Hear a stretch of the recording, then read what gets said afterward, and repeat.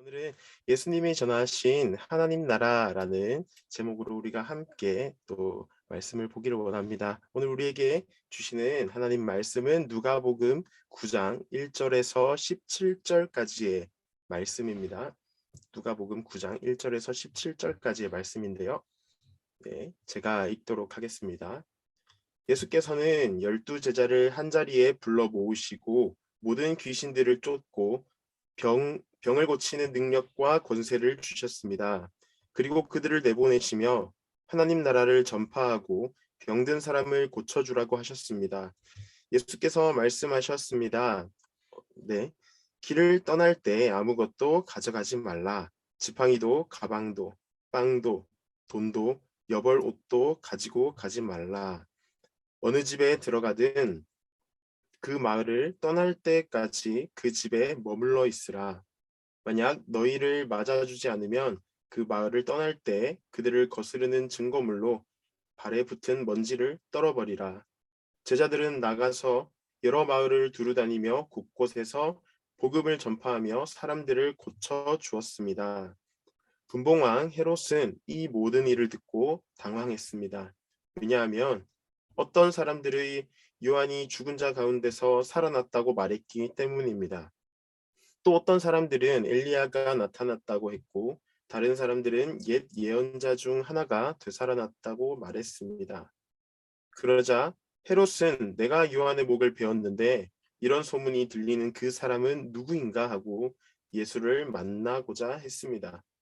사도들이 돌아와 예수께 자기들이 한 일을 보고했습니다. 그러자 예수께서는 그들을 따로 데리고 벳세다라는 마을로 가셨습니다. 그러나 사람들은 이 사실을 알아채고 예수를 따라왔습니다.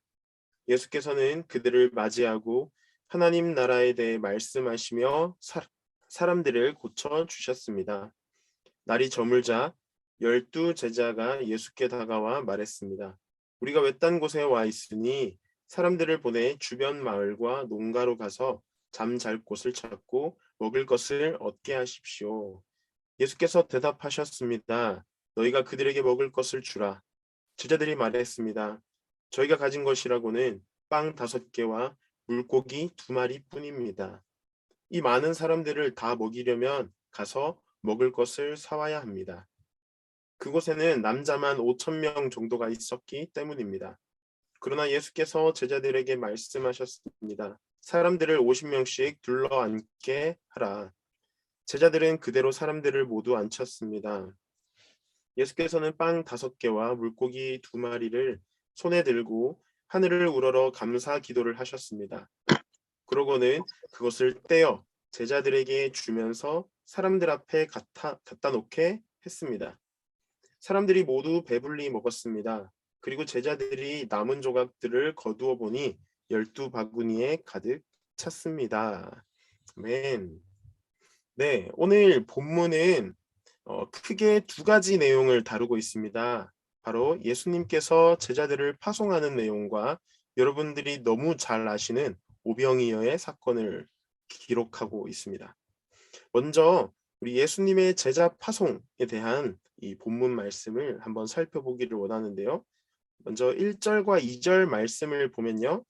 한 번 더 읽겠습니다. 예수께서는 12 제자를 한자리에 불러 모으시고 모든 귀신들을 쫓고 병을 고치는 능력과 권세를 주셨습니다.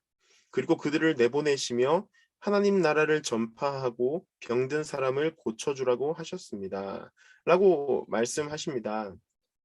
예수님께서는 이 12 제자를 한자리에 모으신 다음 그 귀신을 쫓고 병을 고치는 능력과 그 권세를 주시고는 하나님 나라를 전파하고 병든 사람을 고치게 하라고 또 파송하시는 거죠.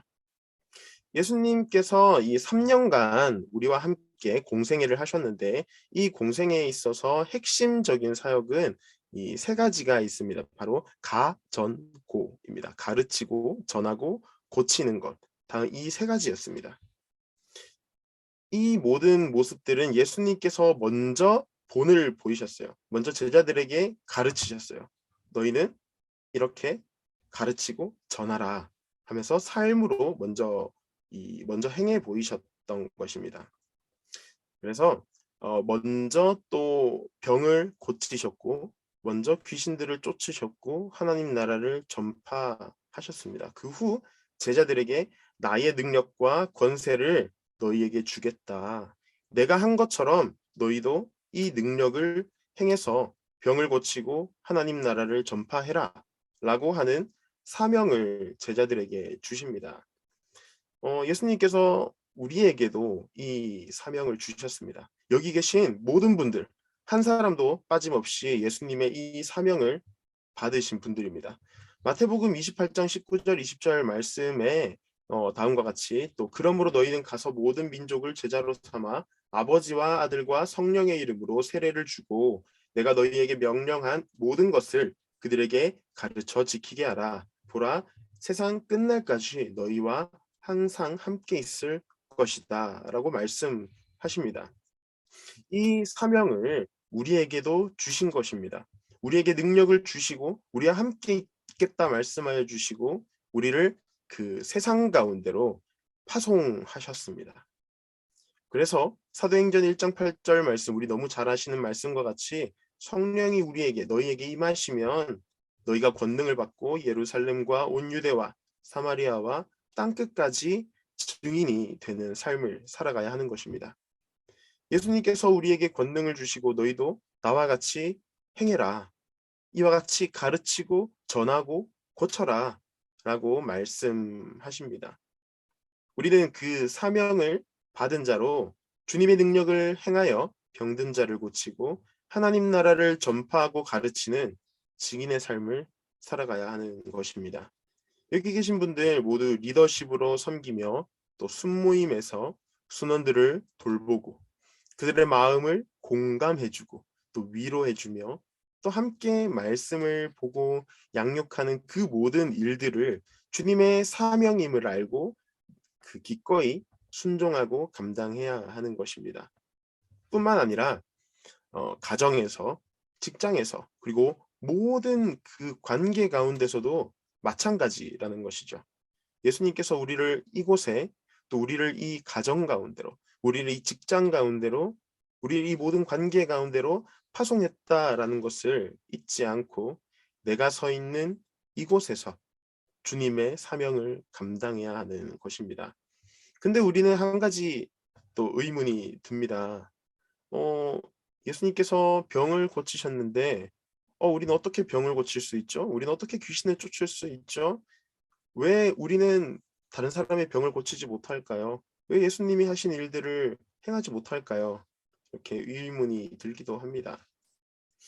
요한복음 14장 12절에는 이렇게 말씀하고 있습니다. 내가 진실로 진실로 너희에게 말한다. 누구든지 나를 믿는 사람은 내가 하는 일을 그도 할 것이요 이보다 더 큰 일도 할 것이다. 그것은 내가 아버지께로 가기 때문이다. 이 말씀을 통해 우리는 예수님을 믿기만 하면 예수님이 하신 일들을 행할 수 있을 뿐더러 더 나아가서 더 큰 일들도 할 수 있다는 것을 알 수가 있습니다. 하지만 우리가 하지 못하는 이유는 이 말씀을 기준으로 해서 봤을 때 예수님을 온전히 믿지 않음에 있다라는 것이죠. 오늘 큐티 아침에 큐티 하신 분들은 아시겠지만 오늘 큐티 본문인 누가복음 9장 37절부터 보면은요. 어떤 말씀이 있냐면 이튿날 그들이 산에서 내려오자 많은 사람들이 예수를 맞았습니다. 그 무리 중 한 사람이 소리쳤습니다. 선생님, 부탁입니다. 제 아들 좀 봐주십시오. 제게는 하나밖에 없는 자식입니다. 그런데 귀신이 이 아이를 사로잡아 갑자기 소리를 지르게 하고 아이에게 발작을 일으켜 입에 거품을 물게도 합니다. 그리고 이 아이를 상하게 하면서 좀처럼 떠나지 않습니다. 선생님의 제자들에게 귀신을 쫓아달라고 간청했지만 그들은 해내지 못했습니다. 예수께서 대답하셨습니다. 아, 믿음이 없고 삐뚤어진 세대여. 내가 언제까지 너희와 함께 있으면서 참아야 하겠느냐. 내 아들을 이리로 데려오너라. 이 사건은 예수님께서 그 변화산 사건 이후에 그 산을 내려왔을 때 맞닥뜨린 말씀인데요. 어떤 사람의 아들이 귀신 들려서 막 발작하고 입에 거품을 물고 있는데 예수님의 제자들이 그 귀신을 쫓아내지 못합니다. 그 모습을 예수님께서 보시고는 제자들에게 믿음이 없는 세대여, 이 삐뚤어진 세대여, 내가 너희와 함께하며 일으켰던 그 기적, 내가 너희에게 가르치고 전했던 것들을 기억하지 못하느냐. 내가 너희와 함께 생활하며 그렇게 수많은 기적을 행했는데 너희에게 권능을 주었는데 왜 병을 고치지 못하느냐. 답답해 하시는 거죠. 이는 제자들의 믿음이 없음을 말씀하고 계신 겁니다. 이 사건과 동일한 내용이 마태복음 17장에도 기록되어 있는데요. 이 사건 이후에 예수님께서 제자들에게 이렇게 말씀하십니다. 예수께서 대답하셨습니다. 너희 믿음이 적기 때문이다. 내가 진실로 너희에게 말한다. 너희에게 겨자씨 하나일 만한 믿음이 있어도 이 산을 향해 여기서 저기로 옮겨가거라 하면 옮겨갈 것이요. 너희가 못할 일이 없을 것이다. 아멘.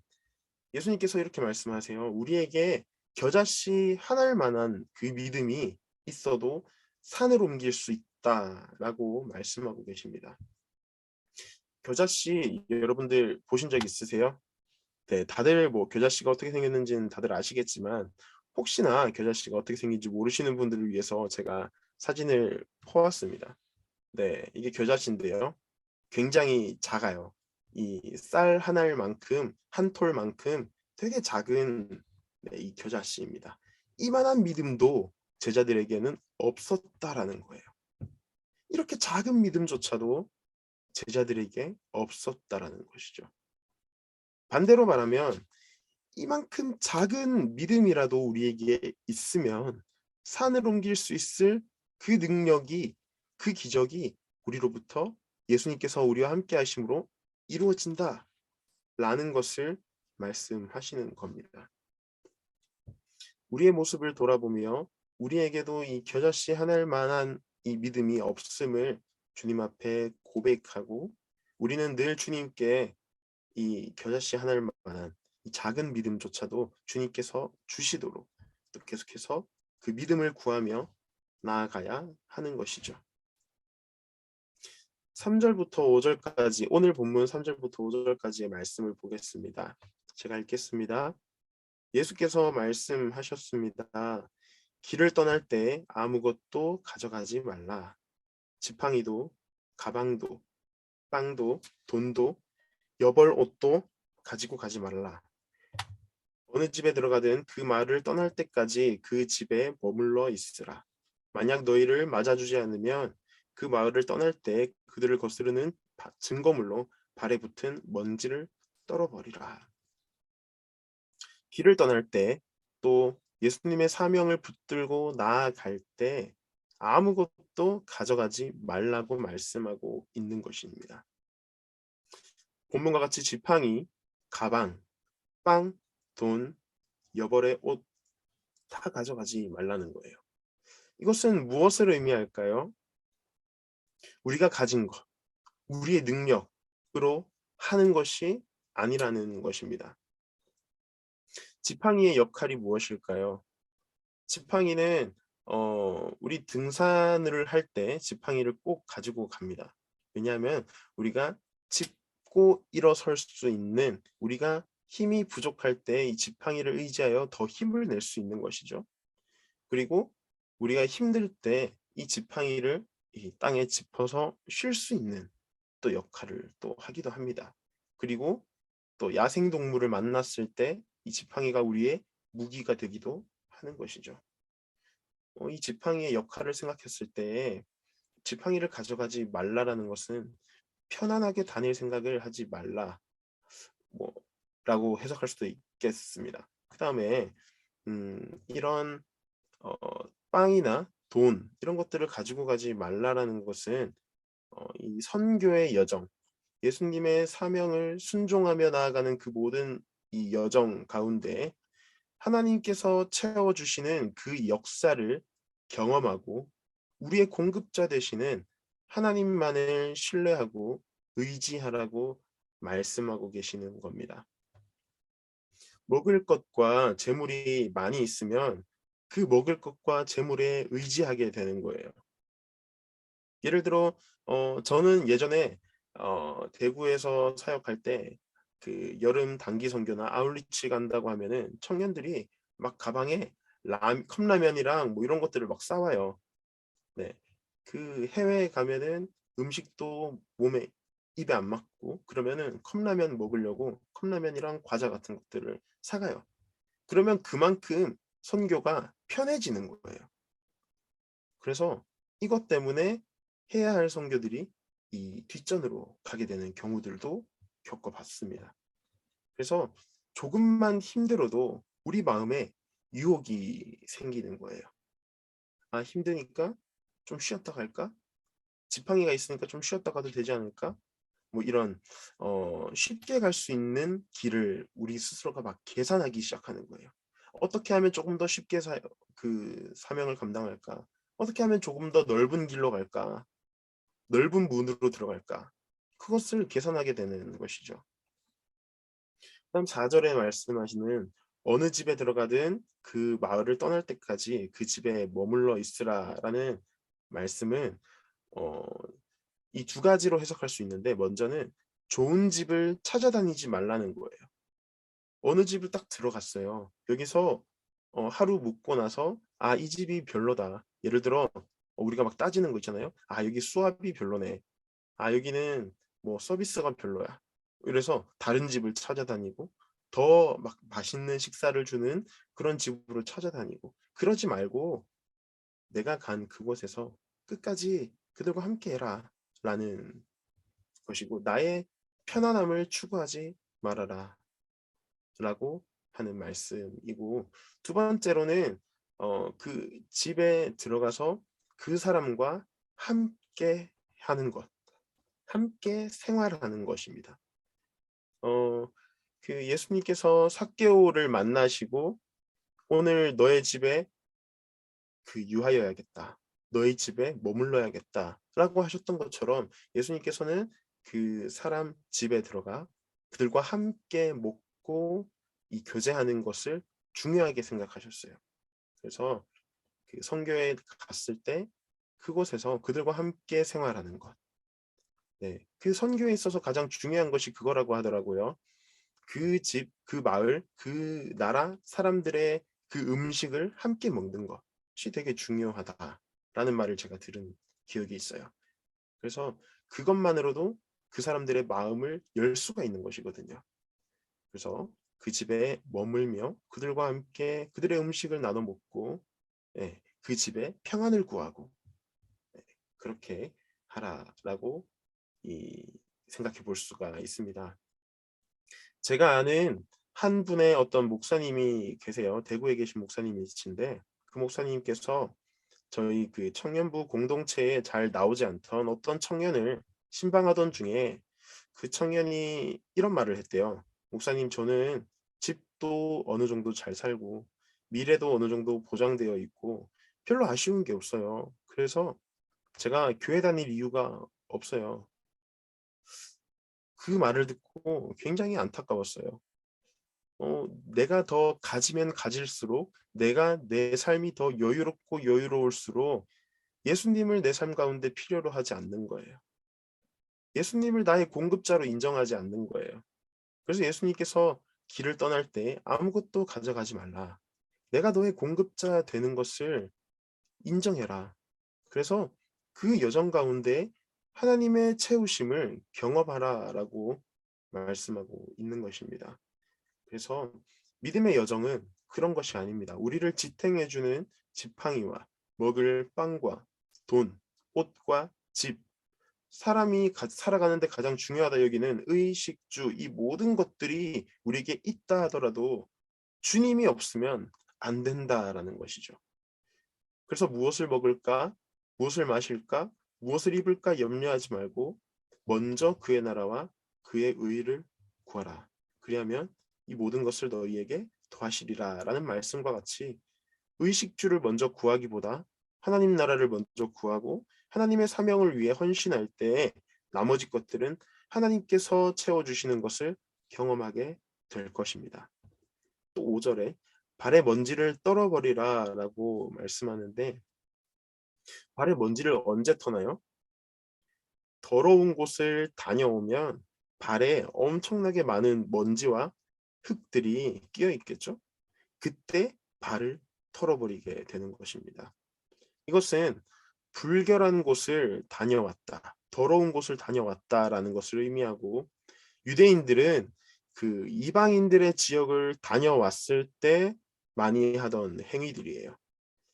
이것은 복음을 받아들이지 않는 그 마을을 이방인으로 간주하겠다라는 의미를 가지고 있는 거예요.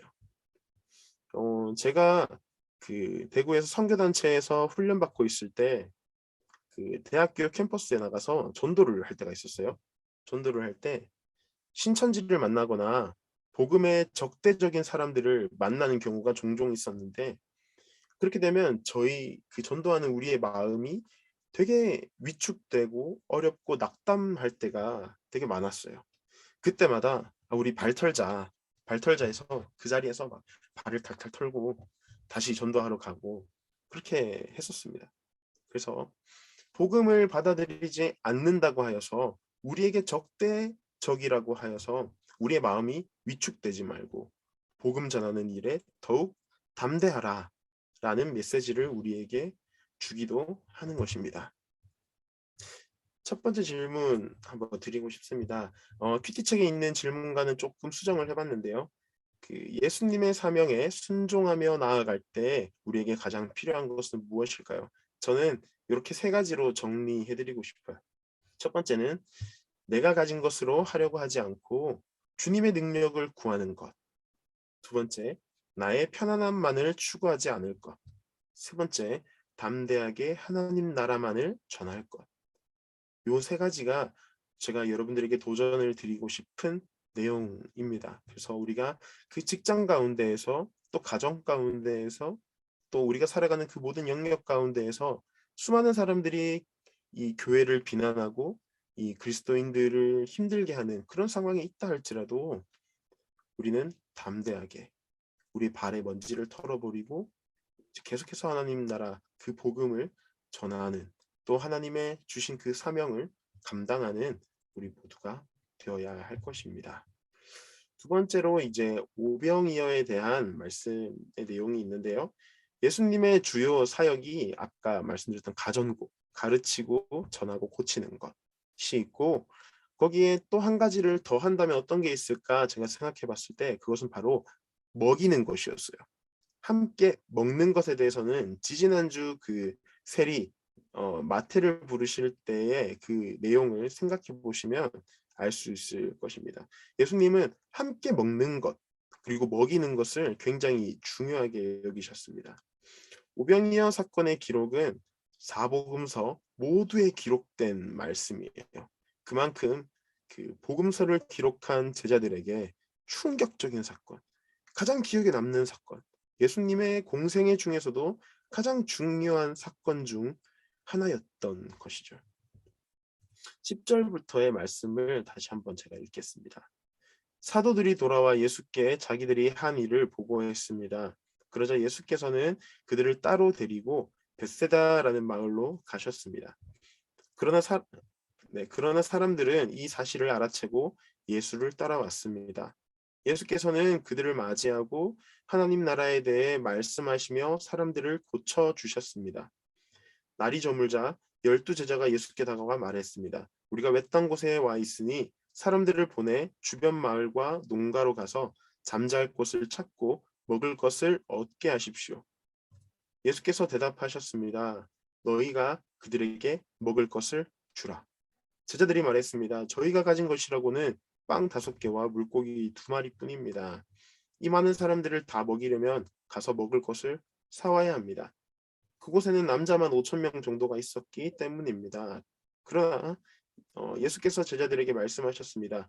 사람들을 50명씩 둘러앉게 하라. 제자들은 그대로 사람들을 앉혔습니다. 예수께서는 빵 5개와 물고기 2마리를 손에 들고 하늘을 우러러 감사 기도를 하셨습니다. 그러고는 그것을 떼어 제자들에게 주면서 사람들 앞에 갖다 놓게 했습니다. 사람들이 모두 배불리 먹었습니다. 그리고 제자들이 남은 조각을 거두어 보니 12바구니 가득 찼습니다. 제자들의 선교 보고를 예수님께서 받으신 후에 벳세다라는 마을로 가시는데, 벳세다는 이렇게 또 혹시 위치가 궁금하실까봐 이 지도와 보기와 같이 그 갈릴리 호수의 북동쪽에 위치하고 있습니다. 이 벳세다는 베드로와 안드레, 빌립의 고향이 되기도 합니다. 그때 벳세다로 향하실 때 사람들이 예수님을 알아보고 따라 벳세다로 향하게 되는데, 예수님께서는 이들을 먹이기 이전에 하나님 나라에 대해서 전하시고 또 가르쳐 주시고 또 그들을 고쳐 주십니다. 예수님에게 있어서 가장 우선이었던 것이 바로 하나님 나라를 전하는 것이었습니다. 그 후에 날이 저물자 제자들이 예수님께 다가와서 여기는 빈들입니다. 잠잘 곳과 먹을 것을 얻게 하십시오. 하자 예수님께서는 너희가 먹을 것을 주라 라고 말씀하시죠. 그때 제자들이 가진 것 빵 5개와 물고기 2마리. 그래서 이 5,000명, 남자만 5,000명이나 되는 인원을 다 먹이려면 더 사와야 됩니다 라고 하는데, 이 상황을 이해하기 위해서는 다른 복음서의 기록과 조금 비교해서 볼 필요가 있습니다. 요한복음 6장에도 오병이어의 사건이 기록되어 있는데, 이때 또 4절에 보면은 이때 시기가 유대 사람의 명절인 유월절이 가까운 때였습니다 라고 말씀을 하고 있습니다. 유월절이 가까운 때였는데 유대인들에게는 또 세 번의 큰 명절이 있었어요. 유월절과 맥추절과 초막절이 있었습니다. 이 절기 때는 모든 이스라엘 백성들이 예루살렘으로 향하게 되는 것이죠. 그래서 다들 긴 여정을 떠나기 때문에 먹을 것을 챙겨서 가는 것이 당연한 것이었어요. 일명 도시락을 챙겨서 가는 것이 당연한 것이죠. 근데 이 무리가 다 먹을 만큼의 이 먹을 것, 양식이 없었던 것입니다. 제자들 역시 선뜻 먹을 것을 내놓지 못하던 그때에 예수님의 제자 중 안드레가 예수님께 이렇게 이야기합니다. 여기 한 소년이 보리빵 5개와 물고기 2마리를 가지고 있습니다. 그러나 이렇게 많은 사람들에게 그게 얼마나 소용이 있겠습니까? 이 말씀을 볼 때 정확히는 제자들이 가지고 있던 것이 아니라 한 소년이 가지고 있던 보리빵 5개와 물고기 2마리였습니다. 이것은 작은 소년이 먹을 만큼의 조그만 양을 가지고 있었던 것이죠. 그 양을 가지고 예수님께서는 하늘을 우러러 감사 기도를 드렸습니다. 그 후에는 우리가 너무 잘 아는 것처럼 수천 명이 되는 사람들이 모두 배불리 먹고도 12바구니에 가득 찰 정도로 남는 기적이 일어난 것입니다. 가지고 있는 전부였던 보리빵 5개와 물고기 2마리. 그것을 내가 가지고 있었다면 나만 살고 나만 그 긴 여정 동안 줄이지 않았을 거예요. 내가 가지고 있었다면 아무 일도 일어나지 않았습니다. 이것이 내 손이 아닌 예수님의 손에 들렸을 때 수천 명이 먹고도 남는 예수님의 기적을 경험하게 되는 것입니다. 그리고 먹고도 남을 만큼 풍성하게 되는 것입니다. 나 혼자가 아닌 함께 즐거워하는 천국 잔치가 벌어지는 것이죠. 하나님 나라의 비밀이 바로 여기 있는 겁니다. 예수님께서 우리에게 전해주신 하나님 나라가 바로 이것입니다. 내가 가진 작은 것이라도 예수님께 모두 맡겨드릴 때, 우리의 믿음을 주님께 드릴 때 하나님께서 일하시는 것입니다. 오병이어는 이제 떡을 나누잖아요. 그래서 우리의 생명의 떡이 되시는 예수님께서 우리를 먹이시고 우리를 더 풍성하게 하신다라는 메시지를 우리에게 전해주시는 겁니다. 그것을 인정하고 먼저 하나님 나라를 구하는 믿음으로 우리에게 주신 사명을 감당하는 삶을 살아가야 하는 것입니다.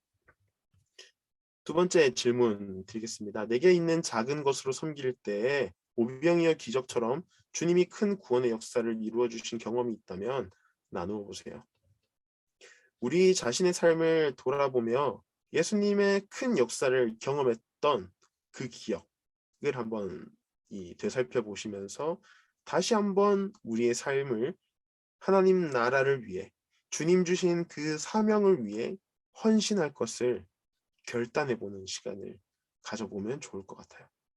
혹은 또 이런 오병이어 기적처럼 내게 있는 작은 것을 드렸을 때 주님께서 크게 역사하셨던 그 경험이 없으신 분들이 계시다면 그 주님의 역사하심을 기대하심으로 내 작은 것이라도 하나님께 드려야겠다. 내 손에 쥐고 있는 것이 아니라 주님 손에 들려 드려야겠다.